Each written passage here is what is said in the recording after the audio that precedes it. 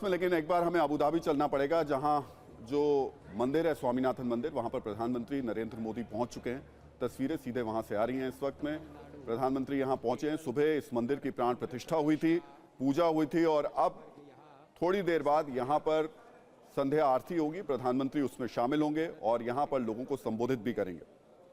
पंजाब, राजस्थान आदि राज्यों के परंपरागत परिवेश में सज्ज आज का दिन बहुत ज़्यादा महत्वपूर्ण है, खासतौर से अगर हम बात करें अरब देशों के लिहाज से। वहां पर देश में अबू धाबी में पहला कोई हिंदू मंदिर, आज उसकी प्राण प्रतिष्ठा हुई है। प्रधानमंत्री कल अबू धाबी पहुंचे थे और उसके बाद आज सुबह सुबह स्वामीनाथन मंदिर में वहां संतों ने प्राण प्रतिष्ठा कराई है और अब से थोड़ी देर बाद ही यहां पर संध्या आरती होगी। और ये जो आरती होगी इसका प्रसारण ग्लोबल प्रसारण होगा, यानी ये ग्लोबल आरती है। चित्रपट पर भी इन राज्यों की भाषा में लिखा गया स्वागतम शब्द दृष्टिगोचर होता है। भारत की और विशाल खंडेलवाल मेरे साथ बीएपीएस के प्रवक्ता इस वक्त मौजूद हैं। विशाल जी, थोड़ा सा इस कार्यक्रम के बारे में आप बताएंगे कि क्या क्या होगा अब यहाँ? बिल्कुल सर, पहले तो सब आपके सभी दर्शकों को जय स्वामीनारायण हमारी तरफ से।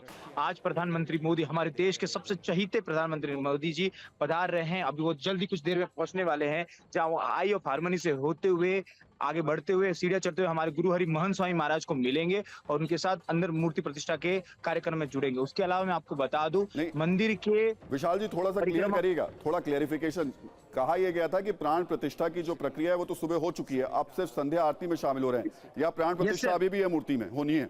नहीं, प्राण प्रतिष्ठा हो चुकी है, लेकिन एक तरीके से प्रधानमंत्री सिंबोलिकली यानी चिन्ह के तौर पे लोगों को दिखाना चाहेंगे कि आज जो भगवान के पहले दर्शन किए जाएंगे, जो मूर्ति की प्रतिष्ठा होने के बाद जो सुबह हुई पूजा के बाद, उसको प्रधानमंत्री अभी ज्वाइन करेंगे सर। उसके अलावा मैं आपको बता दूं कि मंदिर के परिक्रमा के चारों तरफ आप देखेंगे तो यहाँ पर ऐसे बच्चे बैठाए गए हैं जिन्होंने एक साल तक चॉकलेट, पिज्जा और टीवी को छोड़कर मंदिर में अपनी क्षमता के अनुसार मदद की है काम करने में, क्योंकि वो भगवान को अपने तरफ से कुछ देना चाहते हैं, कुछ सहयोग करना चाहते हैं। छोटे बच्चे क्या दे सकते हैं? जिस तरीके से राम सेतु को बनाने के लिए गिलहरी ने छोटे छोटे कणों को राम सेतु में डालकर अपनी सहयोगिता दिखाई थी और भगवान श्री राम के कृपा पात्र बने थे, उसी तरीके से इन बच्चों ने भी एक साल तक चॉकलेट, आइसक्रीम, पिज्जा और टीवी छोड़कर अपनी सहयोगिता इस मंदिर में दिखाई है। इसके आगे मैं आपको बताऊं सर, आगे हमने यहाँ पर गुजरात और उड़ीसा और राजस्थान के जितने भी आर्टिशियंस है उन लोगों को बैठाया हुआ है। वो लोग अपने चहेते प्रधानमंत्री मोदी जी को देखना चाहते हैं।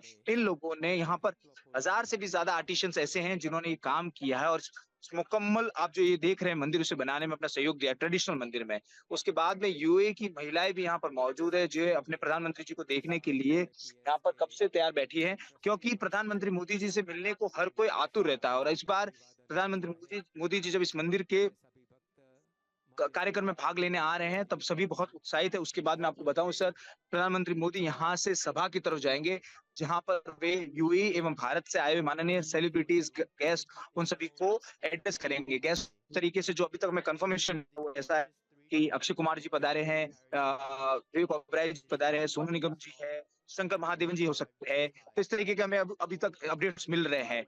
तो इस तरीके की सारी गतिविधियां चल रही है सर। विशाल जी, कुछ अभी के जो प्रोग्राम होने वाला है, अभी का जो कार्यक्रम होने वाला है, उसमें संध्या आरती के बाद में प्रधानमंत्री सीधे जनसभा में जाएंगे, वहां पर जाकर लोगों से बात करेंगे, या फिर मंदिर में पूजा का और भी कार्यक्रम है आरती के साथ में? नहीं सर, मंदिर में बस इतना ही कार्यक्रम मैं आपको बता दूं कि बीएपीएस के जितने भी मंदिर है हमारे पास, अमेरिका में, लंदन में, यूके में और भी कनाडा में, इस तरीके से भारत में जितने भी मंदिर है 1100 से भी ज्यादा हमारे पास मंदिर है, वहां पर एक साथ ग्लोबल आरती की जाएगी। उसका लाभ एक साथ मिलेगा लोगों को, ग्लोबल आरती की जाएगी। उसके अलावा मैं बताऊं सर आपको, प्रधानमंत्री बस आरती का कार्यक्रम है, उसके परिक्रमा में घूमते हुए यहाँ जो हमने बनारस का घाट बनाया हुआ है वहां पर लोगों से मिलते हुए वो सीधा लोगों को एड्रेस करेंगे, सीधा जनसभा में जाएंगे जहां पर प्रधानमंत्री एड्रेस करेंगे, शेख परिवार के लोग एड्रेस करेंगे और साथ में हमारे वरिष्ठ संत पूज्य ईश्वर चरण स्वामी जी, ऐसे कई वरिष्ठ संत है, वो लोग भी वहां पर लोगों को एड्रेस करेंगे सर। विशाल जी, ये दिन विशेष है तो आरती भी विशेष होगी? बिल्कुल बिल्कुल सर, ग्लोबली आरती होगी। इसका मतलब एक साथ जब यहाँ द्वीप प्रज्वलित किया जाएगा, प्रकट किया जाएगा, उसके साथ साथ पूरे विश्व में एक साथ बीएपीएस के जितने भी मंदिर वहां एक साथ सामूहिक आरती देकर लोगों को लाभ दिया जाएगा, ताकि कोई भी जो व्यक्ति किसी कारणवश यहाँ नहीं आ पाया है वो लोग भी इसके लाभ से वंचित ना रह सके। थोड़ा सा जब हम जी जी विशाल जी, जब हम मंदिर की बात करना शुरू करते हैं तो हमें तमाम तरीके की हिंदू संस्कृति के अलावा दुबई की कुछ संस्कृति भी इस मंदिर में उसकी दीवारों पर देखने को मिल रही है। बिल्कुल सर। थोड़ा उसके बारे में बताएंगे? आवाज मंदिर विशाल सर जी, आप एक क्वेश्चन रिपीट कर जो देंगे, आवाज नेटवर्क थोड़ा जैमर मंदिर है, नेटवर्क इशू हो रहा है, आप बताएंगे एक बार वापस? जी जी बिल्कुल, जो मंदिर है उसमें हिंदू संस्कृति, सनातन संस्कृति के अलावा दुबई की संस्कृति की झलक भी दिखाई देती है। बिल्कुल सर, आप मंदिर की दीवारों को देखेंगे तो हिंदू सनातन संस्कृति के अलावा इजिप्ट की कई कहानियां हैं, बुद्धिस्ट कहानियां मिलेगी, जैनिज्म की कहानी मिलेगी। हमने किसी एक कहने को सिर्फ सनातन धर्म का एक प्रतीक नहीं है, हारमोनी का एक प्रतीक नहीं है सर, लेकिन इसकी हर एक दीवार, हर एक पत्थर अगर बोल पाता तो वो चीख चीख कर सिर्फ एक ही बात कहता कि यहाँ पर हर सनातन धर्म के अलावा हर कम्युनिटी, हर कास्ट के यहाँ पर रिप्रेजेंटेटिव आपको मिलेंगे। बुद्धिस्ट कहानियां भी हमने यहाँ पर रिप्रेजेंट की है सर। थोड़ा सा विशाल जी, ये जरूर लोग जानना चाहेंगे कि अबू धाबी में जब इस मंदिर को तैयार किया जा रहा था, हालांकि बहुत कुछ लोगों ने सुना है, बहुत कुछ लगातार पिछले दिनों से देख रहे हैं, लेकिन एक ऐसे मुस्लिम देश में मंदिर तैयार कराना, सनातन मंदिर का बनना, ये कितना बड़ा, कई कई चुनौतियां भी रही होंगी, कुछ बड़ी चुनौतियां भी सामने आई होंगी। चुनौतियां सर इस तरीके से क्या है, जब हमारे गुरु प्रमुख स्वामी महाराज ने 37 साल पहले जब ये सपना देखा था कि इसे शुरू करना है, तब हम लोग एक छोटे से कमरे में करते थे। लेकिन मैं शुक्रिया देना चाहूंगा शेख साहब परिवार का और हमारे प्रधानमंत्री मोदी जी का, जिनके विजन से और हमारे गुरु हरि महंत प्रमुख स्वामी महाराज और अभी के प्रगट गुरु हरि महंत स्वामी महाराज की वजह से आज ये सपना साकार हो पाया। जब हमने यहाँ पर इतना बड़ा मंदिर इतने बड़े लोगों के हेल्प से, कॉर्पोरेशन से बना पाया। मैं आपको बता दूं, जब हमारे यहाँ के वरिष्ठ संत पूज्य ब्रह्म बिहारी दास जी मिलने गए थे शेख साहब को और प्रधानमंत्री मोदी जी को, तब उन्होंने जब जमीन कागज बताया तो उन्होंने बताया था, दो प्लान्स बताए थे कि एक तरफ एक इमारत वाला मंदिर बन सकता है और एक ट्रेडिशनल मंदिर बन सकता है। तब शेख साहब ने कहा था कि मंदिर बनाना है तो ट्रेडिशनल मंदिर ही बनाइए, और उसके बाद उन्होंने आगे चलकर बोला, जब प्रधानमंत्री मोदी ने कहा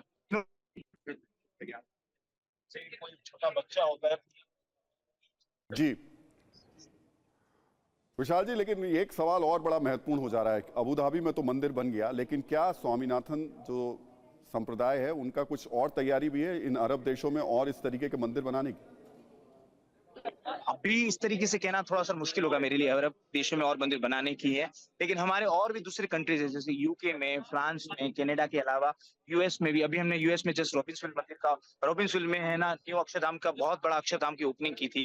तो ऐसे हमारे कई मंदिर है जिनको लेकर प्लानिंग चले, लेकिन अभी अरब मुल्क में कोई और नए मंदिर ये कहना थोड़ा मुश्किल होगा मेरे लिए अभी। लेकिन दूसरे ऐसे कई मुल्क है जहाँ पर हमारे मंदिर का काम चले। भारत में तो है ही, हमारे चल ही रहा है, इस तरीके से मंदिर बनते ही जा रहे हैं सर। विशाल जी, बहुत बहुत धन्यवाद ये पूरी जानकारी देने के लिए। आप बने रहिएगा, मेरे सहयोगी इस वक्त विपिन चौबे भी वहां पर मौजूद हैं। विपिन, आप जब जब आ रहे हैं तब तब भारतीयों की आवाज अपने साथ लेकर आ रहे हैं, अगर कुछ भारतीय आपके साथ हैं तो जरा एक बार सुनवाइए।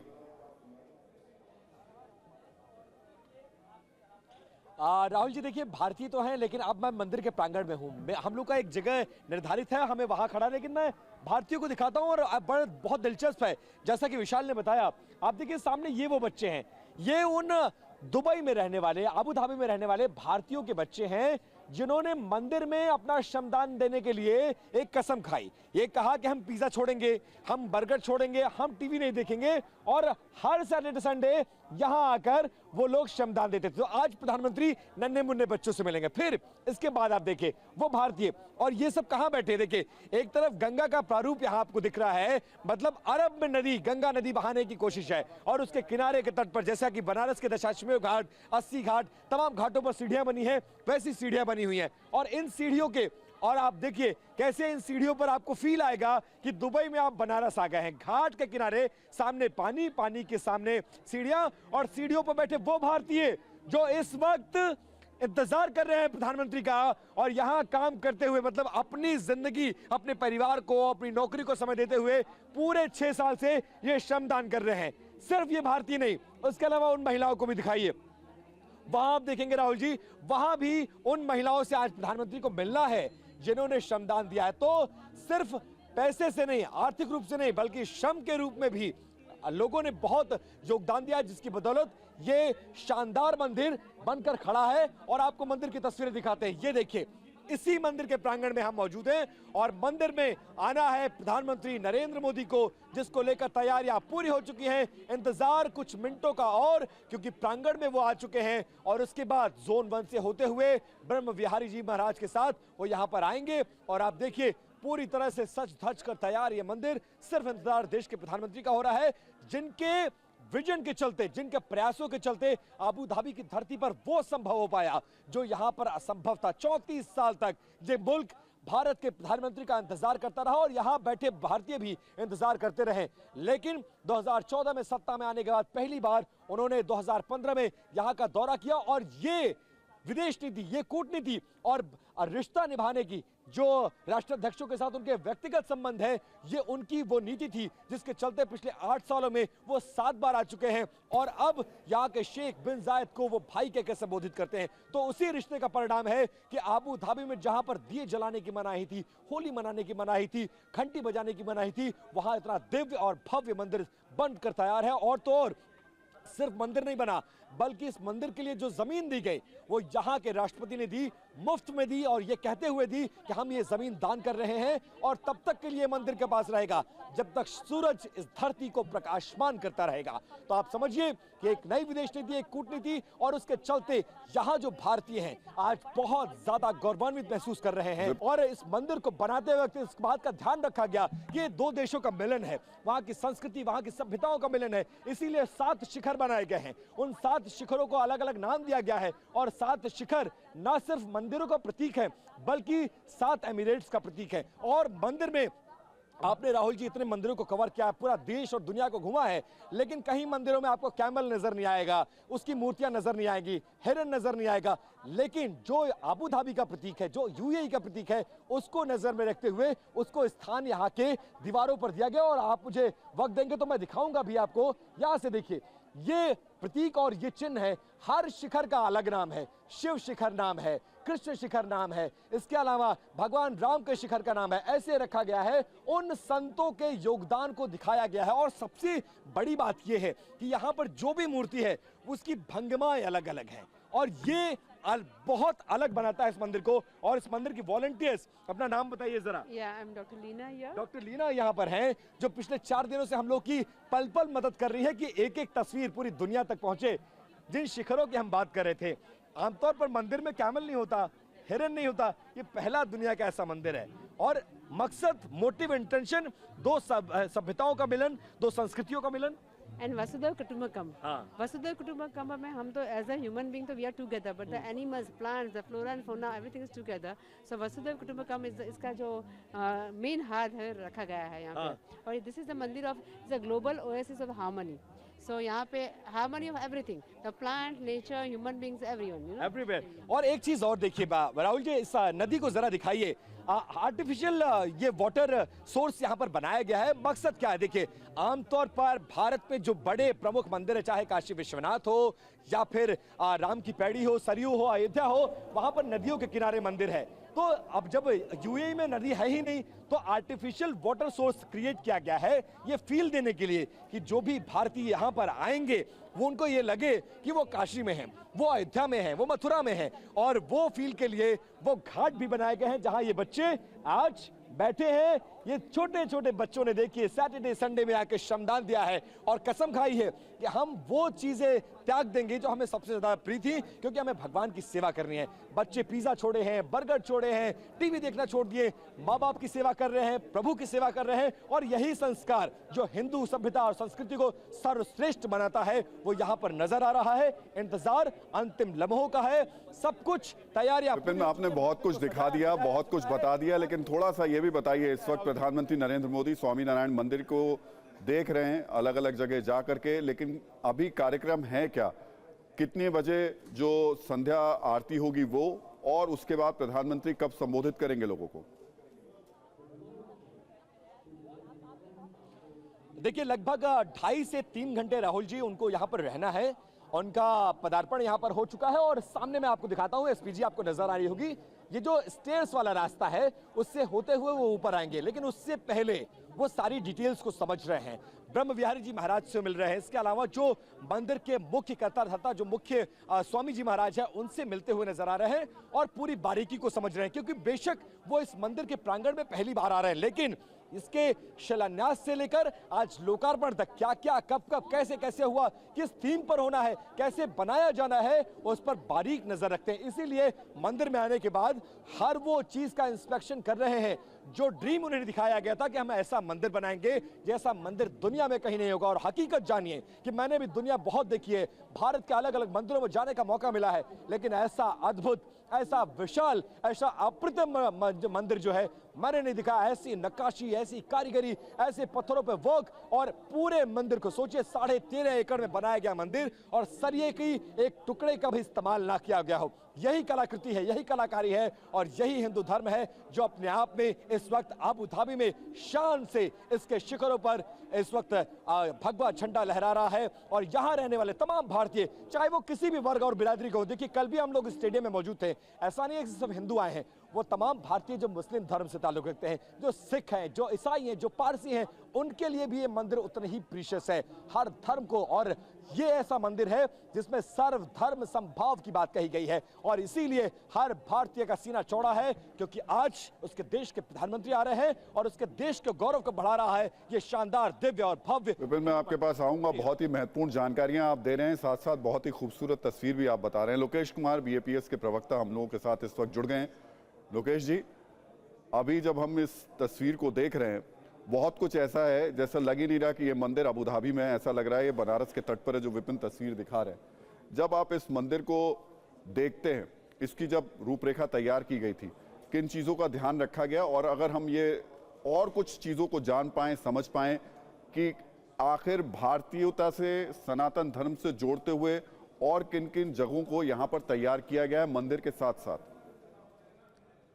जैसा कि आप सभी देख पा रहे हैं, बहुत ही भव्य और दिव्य आज का दिन है, बसंत पंचमी का विशेष पर्व, और इस पर विश्व हृदय भाव को एकत्रित करता हुआ और विश्व के सभी सनातनियों के लिए बहुत ही गर्व की बात है कि आज अबू धाबी में आज सनातन का परचम लहरा रहा है। बिल्कुल, निश्चित तौर पर। लेकिन लोकेश जी, मैं जो जानना चाह रहा था आपसे, इस मंदिर के बारे में थोड़ा जानना चाह रहा था कि इस मंदिर को लेकर के, जैसे विपिन हमें तस्वीरें दिखा रहे हैं, कह रहे हैं कि वहाँ पे बनारस का घाट भी है, कुछ ऐसी व्यवस्थाएं भी की गई कि उन बच्चों को वहाँ पर इस वक्त बैठे हुए हैं जिन्होंने चॉकलेट से लेकर तमाम ऐसी चीज़ों को त्यागा है जो खास तौर से बच्चों के लिए नुकसानदायक हो सकते हैं। ऐसी कुछ चीज़ें, ऐसी कुछ विशेषताएं आप और बता सकते हैं हमें? जी बिल्कुल, मैं बताना चाहूँगा कि परम पूज्य योगी जी महाराज ने 1954 में बाल मंडल की शुरुआत की थी, तो तभी से बालकों में संस्कार के सिंचन हो सके उसके लिए एक विशेष प्रयास रहा है। और मैं आपको बताते हुए बहुत गौरवान्वित महसूस कर रहा हूँ कि जैसा कि आपने अभी देखा कि कई बच्चों ने अलग अलग तरह के संकल्प लिए कि हम चॉकलेट नहीं खाएंगे, हम श्रमदान देंगे मंदिर में।